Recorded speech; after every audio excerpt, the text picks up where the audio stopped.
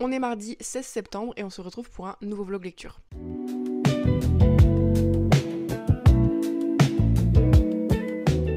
Alors hier, j'ai pas lu, c'est pour ça que je commence le vlog aujourd'hui, mais aujourd'hui j'ai pas mal avancé dans ma lecture de l'automne des dieux. J'en suis à la page 364 sur 500, donc il me reste 150 pages et je l'ai terminé.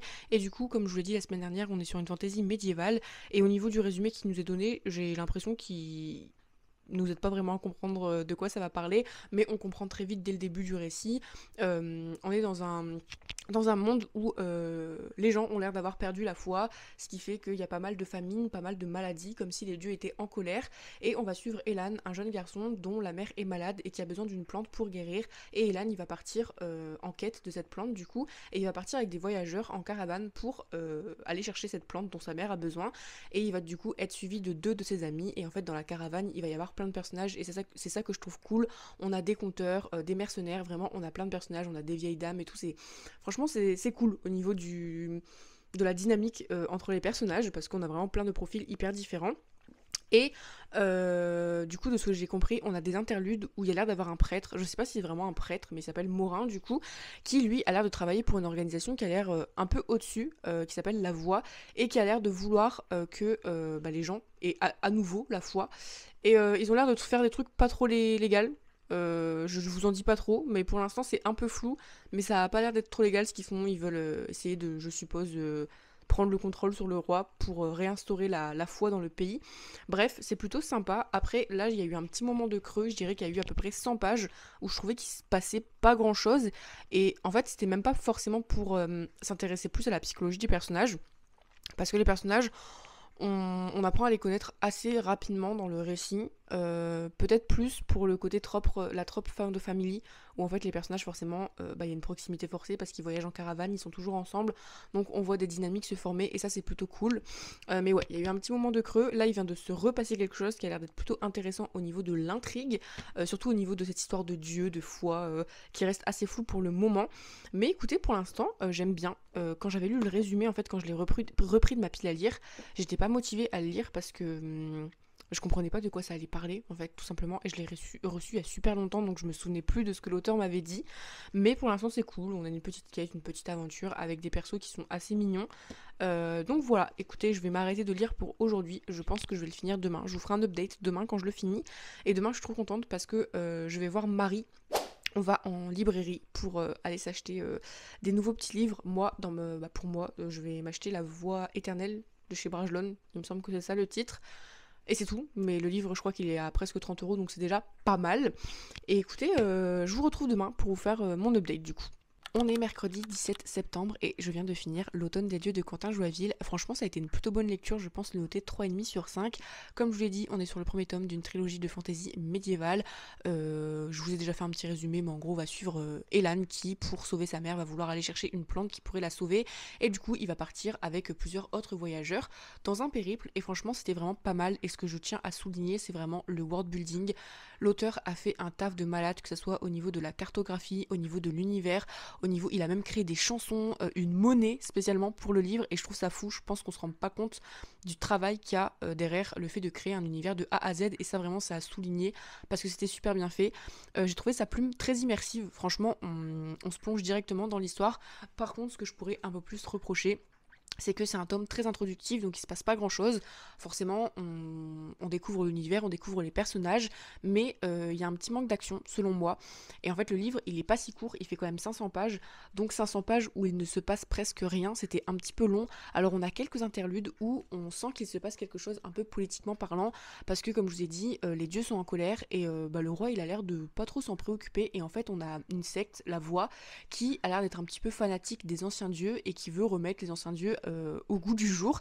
Et du coup, il tourne un petit peu autour du roi, et ça c'était plutôt intéressant, mais c'était pas beaucoup développé parce que c'était sous forme d'interlude, donc on n'avait pas non plus des chapitres entiers sur ça, et c'est dommage parce que ça j'aurais vraiment voulu qu'on creuse cet aspect-là. Après, vers la fin, on a un peu plus d'action et on a plein de révélations, que ce soit sur les personnages, sur l'histoire, donc c'est vraiment cool et ça donne envie de lire la suite, donc ça c'est top. Je pense que je lirai la suite. Franchement, j'ai envie de découvrir la suite des aventures de nos protagonistes. Mais ouais, j'ai trouvé que ça manquait un peu d'action. Après, pour un premier tome, j'en tiens pas vraiment rigueur parce qu'on est sur une saga du coup de fantasy et je me dis il faut forcément bien installer le world building. Et je préfère un tome où on va bien installer le world building et où dans la suite je vais comprendre tout ce qui se passe plutôt qu'un tome qui reste qui me laisse un peu sur ma faim au niveau des informations et où du coup dans la suite j'ai toujours l'impression d'un peu pas vraiment comprendre ce qui se passe. Là je me dis au moins le world building est installé et les intrigues un peu plus majeures vont pouvoir commencer dans les tomes précédents, mais je pense que je lirai la suite. Et du coup aujourd'hui c'était la sortie officielle de La Voix éternelle de Antonia Hodgson, donc là c'est le premier tome aussi d'une trilogie de fantasy pour adultes je crois. Et il est trop beau, vraiment, il est sorti aujourd'hui et il est juste magnifique. En même temps, 28 €, heureusement qu'il est beau. Et ici, de ce que j'ai compris, on va suivre du coup l'empire d'Orun qui, après 24 ans de paix, le règne du roi va prendre fin. Donc il va y avoir 7 candidats qui vont s'affronter afin de prendre la place du roi. Sauf qu'un jour, l'un des candidats va être assassiné. Donc on va demander à Nimakra, qui est une étrange et brillante érudite de l'empereur, de démasquer le coupable. Et en fait, elle doit démasquer le coupable pendant que les autres font l'épreuve. Et elle n'a pas le droit à l'erreur parce que si elle ne démasque pas le coupable, elle meurt. Mais par contre, si elle y arrive, c'est elle qui montera sur le trône. On m'a promis un peu une vibe un peu Dark Academia. Donc écoutez, j'ai hâte parce que vraiment de la fantasy avec des épreuves, avec une protagoniste badass, ça a juste l'air d'être trop bien. Donc écoutez, je pense que je vais le commencer. Il fait 690 pages. Donc autant dire que je vais pas le lire, je vais pas beaucoup lire je pense ce soir, mais ça a l'air d'être bien. Et en plus le résumé, la fin c'est écrit « Nous sommes le corbeau et nous sommes magnifiques ». Et je sais pas, je trouve que ça donne trop envie. Juste cette phrase elle m'a donné trop envie. Donc je lis un petit peu et je vous fais un update quand j'ai terminé. On est jeudi 18 septembre et je viens de capter que hier je vous ai pas fait d'update sur ma lecture de La Voix éternelle. Écoutez, j'ai lu un peu plus de 100 pages et j'aime beaucoup ce que je lis, vraiment. J'ai l'impression qu'il s'est déjà passé des trucs alors qu'on est vraiment au tout début du livre, sachant que le livre fait presque 700 pages, donc vraiment les 100 premières pages normalement il se passe rien. Mais j'aime beaucoup la plume, j'aime beaucoup le personnage de Nima et pourtant on l'a à peine vu, enfin on apprend seulement à la connaître. Et là je sais que je suis arrivée à un moment dans l'histoire où certains éléments du résumé vont prendre forme parce que forcément il y a des choses qu'on sait déjà via le résumé. Mais écoutez, j'aime beaucoup. Par contre, demain soir, je suis pas chez moi et j'ai vraiment envie de pouvoir finir un livre avant de partir. Et je pense pas que ce sera le cas pour ce livre, étant donné qu'il fait 690 pages. Parce que du coup, il faudrait que je le finisse ce soir et demain dans la journée. Pas possible. Du coup, comme j'ai reçu d'autres livres, je pense que je vais lire autre chose. Alors, déjà, j'ai reçu Le Chevalier et la Phalène de De Saxus. Comme il n'y a pas de brochet, on a reçu le relié et il est juste incroyable. Je vous montre en dessous de la jaquette. Il est vraiment trop beau et on a une carte en couleur comme ça. J'aime trop. Vraiment, le livre est incroyable.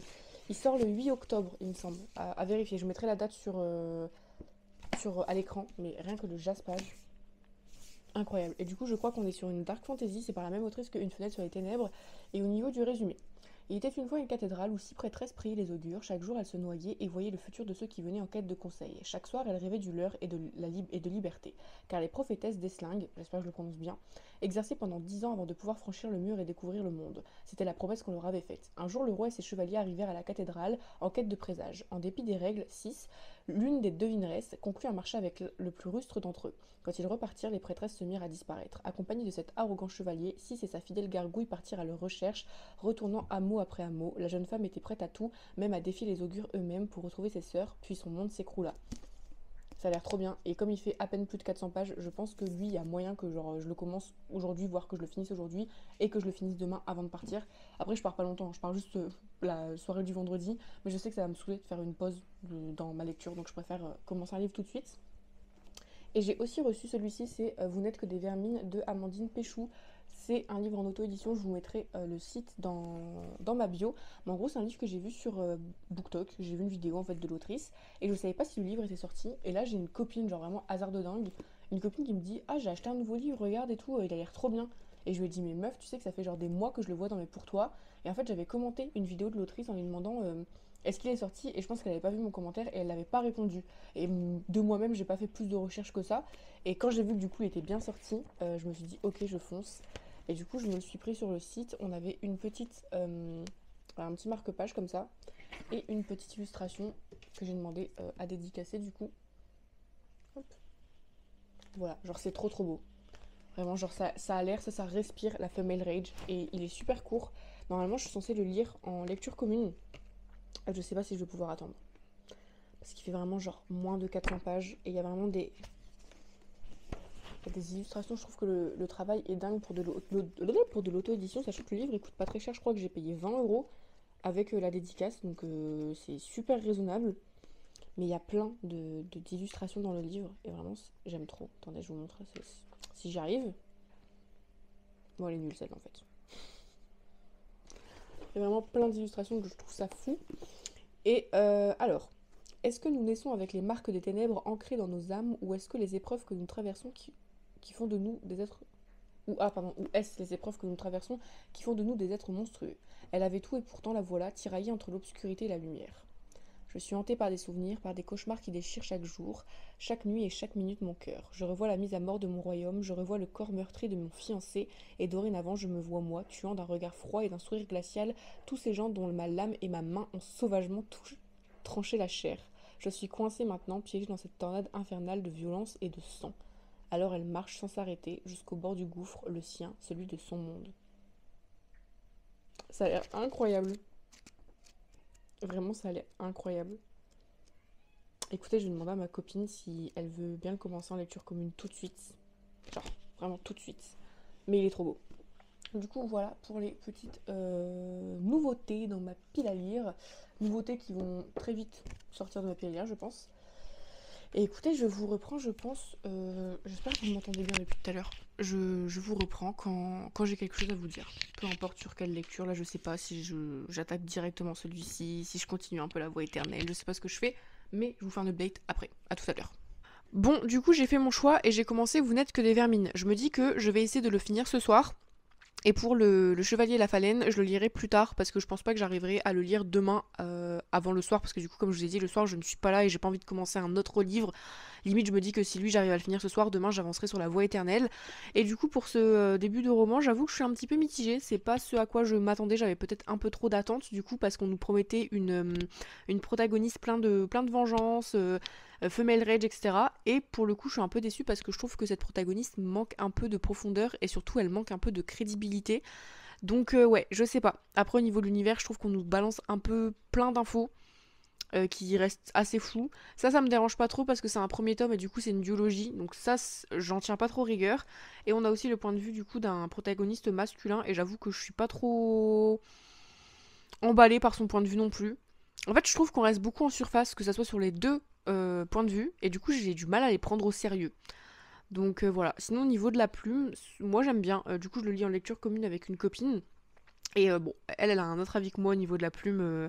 Elle trouve que ça se voit que c'est une jeune autrice en fait et que du coup il y a plein de choses qui ne vont pas et que le livre a peut-être pas été corrigé parce que c'est de l'auto-édition, du coup je crois pas qu'il est publié par une maison d'édition. Moi en vrai ça me dérange pas tant que ça. Enfin je remarque que des fois il y a quelques répétitions, que ça se voit que l'autrice elle veut faire des phrases impactantes mais que ça se sent que c'est un choix de l'autrice de vouloir faire un truc qui percute. Mais ça en vrai moi ça me dérange pas trop.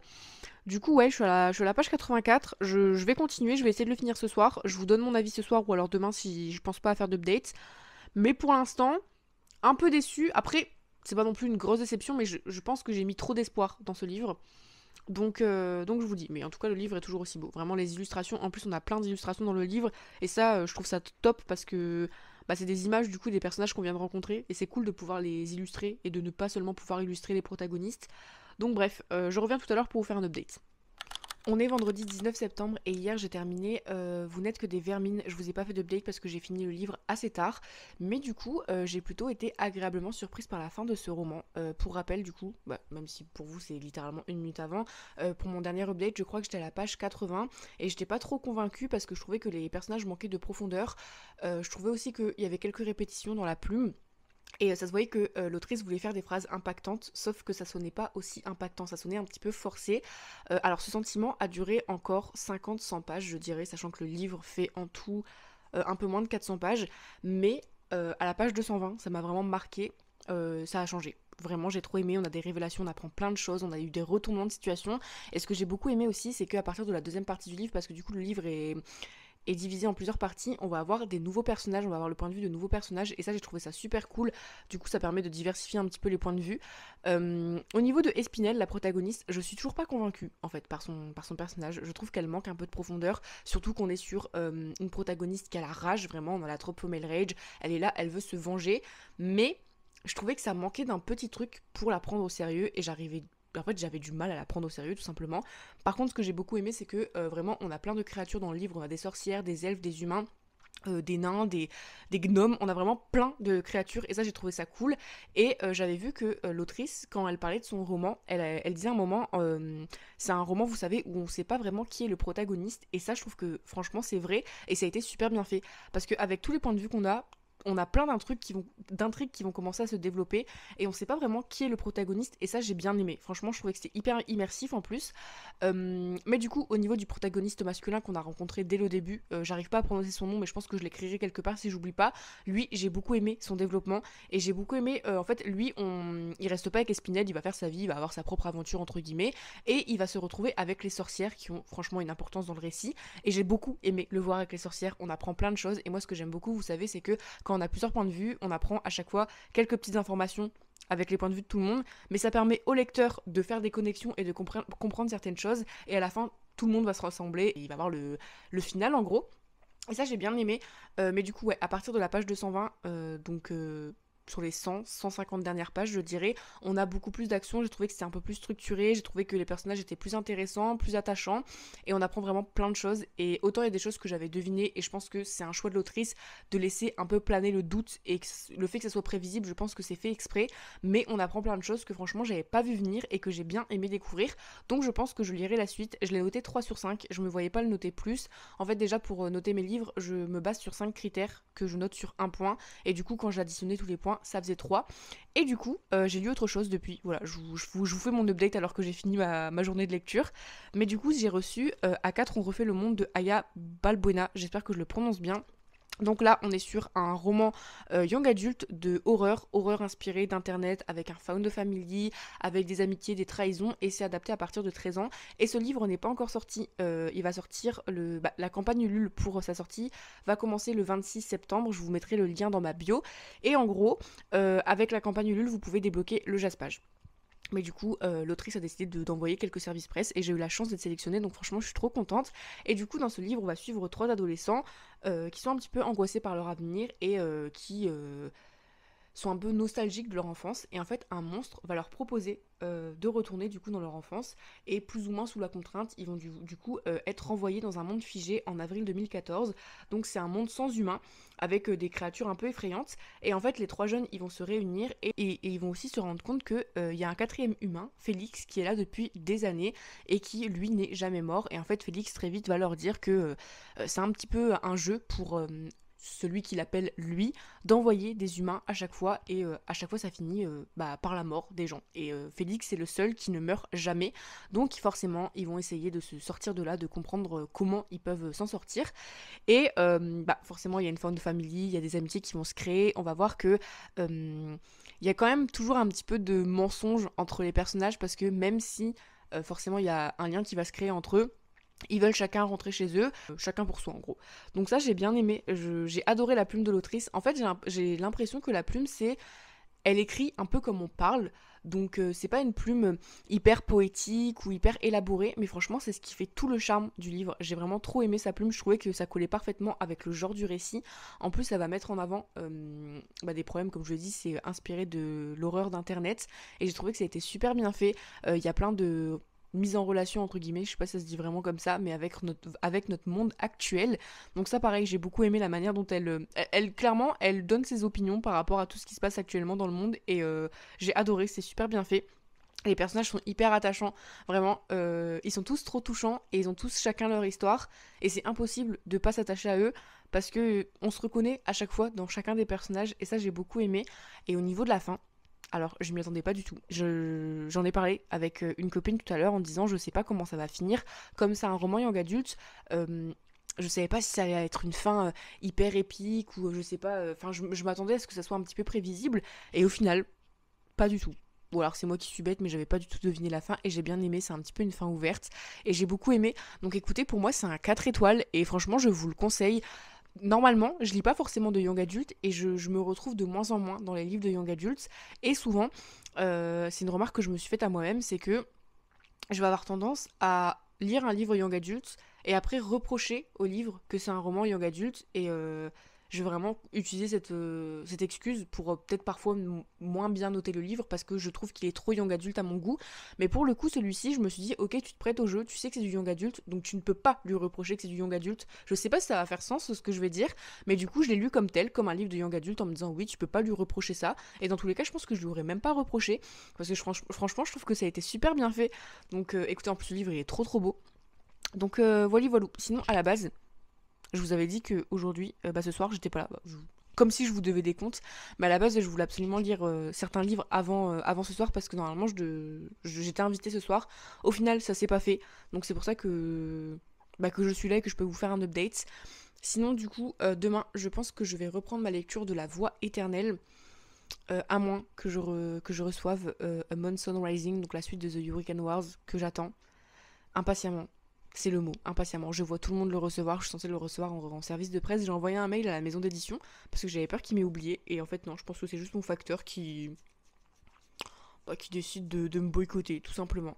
Donc si je reçois A Monsoon Rising, je pense que je vais vouloir directement le commencer parce que le tome 1, ça a été un giga coup de cœur. Sinon, je pense que je vais continuer ma lecture de La Voix éternelle. Donc écoutez, je vous dis à demain. Bonne nuit. Le jour de gloire est arrivé, on est samedi 20 septembre et j'ai reçu A Monsoon Rising. Je suis trop contente. Écoutez, à la base, je pensais que je le recevrais pas aujourd'hui parce que ce matin, mon facteur a sonné et j'ai pas répondu parce que je dormais. Et en fait, quand j'étais à la boîte aux lettres, quand mon copain était à la boîte aux lettres, j'avais un colis de chez Hugo New Romance qui nous ont déjà envoyé les romances de Noël. Donc j'ai reçu 3 poches de romances de Noël et j'étais dégoûtée parce que je me suis dit pourquoi il a toqué pour un colis qui passait. Et là, tout à l'heure, ma voisine toque chez moi. Et elle me dit, oui, le facteur, ce matin, il s'est trompé et il a mis un colis qui vous appartient dans ma boîte aux lettres. Donc, très à l'aise, mon facteur. Heureusement que ma voisine est sympa. Et c'était A Monsoon Rising. Et je suis trop contente parce que du coup, j'ai pas lu de la journée. Et heureusement, parce que si j'avais lu, je pense que soit j'aurais continué La Voix éternelle, soit j'aurais commencé Le Chevalier et la Phalène. Et non, je vais enfin pouvoir lire A Monsoon Rising. Je suis trop contente. J'avais adoré le tome 1. On est sur, du coup, une fantasy. Une trilogie de fantasy du coup, inspirée apparemment de Star Wars, mais c'est juste les personnages qui sont fortement inspirés de Kylo Ren et comment elle s'appelle elle? De Rey et Kylo Ren du coup. Mais je trouve que c'est plus dans le sens où elle représente la lumière, lui, il représente les ténèbres. Et c'est vrai que en termes de physique, sur les fanarts, il ressemble vachement aux acteurs. Mais sinon, à part ça, rien à voir. J'avoue que, même si le premier tome a été un giga coup de cœur, je crois que je l'ai lu il y a 2 ans. Je l'ai lu à sa sortie, donc ça fait un petit moment. Donc, je ne me souviens pas de tout et j'ai demandé à ChatGPT de me faire un résumé qui spoil. Et par rapport aux droits d'auteur, il ne peut pas. Donc, j'espère qu'en me remettant dans ma lecture, je vais me souvenir des événements. Parce qu'il y a des petits trucs dont je me souviens, mais la fin exactement, je m'en souviens pas vraiment. Et il est trop trop beau. Vraiment, je pense que c'est un des livres de chez Calix que j'aime le plus. Il est vraiment magnifique. Et je trouve que pour une fois, le jaspage suit avec le livre. Donc écoutez, je vais le commencer. Et je vous ferai des updates quand j'ai des trucs à dire. Mais je suis trop contente. Je viens de dépasser la deuxième partie. Du coup, c'est à peu près au niveau de la page 100. Et j'aime trop ce que je suis en train de dire. Au cas où, si vous avez lu le tome 1 mais que vous vous en souvenez plus trop, sur le site de Calix, ils donnent un résumé avec des spoils. Ils reprennent tous les personnages du livre, tous les personnages les plus importants, plus l'intrigue principale. Donc c'est un petit peu long, mais en vrai moi je l'ai lu avant de commencer le 2 du coup. Et ça m'a bien remis les intrigues en place, donc au moins j'ai pas l'impression d'être perdue. Même si en soi, on nous rappelle quand même un peu dès le début du livre les enjeux du précédent. Et là il vient d'avoir une de mes tropes préférées, vous savez quand... Genre, il regarde un paysage et elle dit c'est joli, n'est-ce pas? Et genre, il la regarde et il répond oui. J'aime trop, ils sont trop mignons, vraiment, je les aime trop.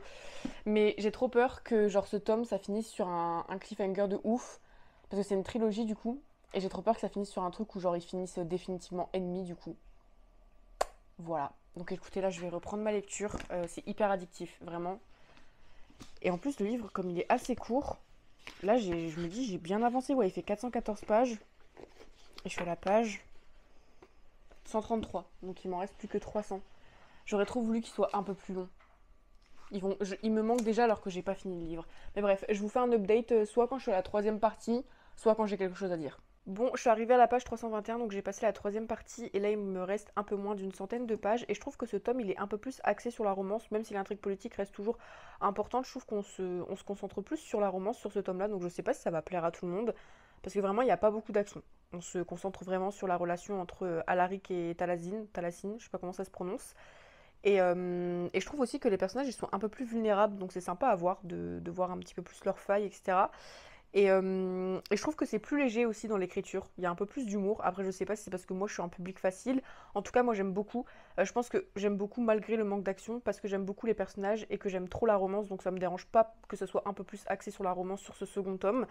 Et là, du coup, je suis arrivée à un moment où il va se passer un truc par rapport à l'intrigue politique, entre guillemets, parce que forcément les deux se cachent des choses. Et je pense qu'on va arriver au moment où tous leurs petits secrets vont exploser la figure de l'autre, si ça peut se dire comme ça. Mais du coup, je vous fais un dernier update quand je l'ai terminé. Je suis trop contente parce que franchement j'aime trop et je pense que c'est pratiquement sûr que j'arriverai à le finir ce soir. Donc voilà, voilà.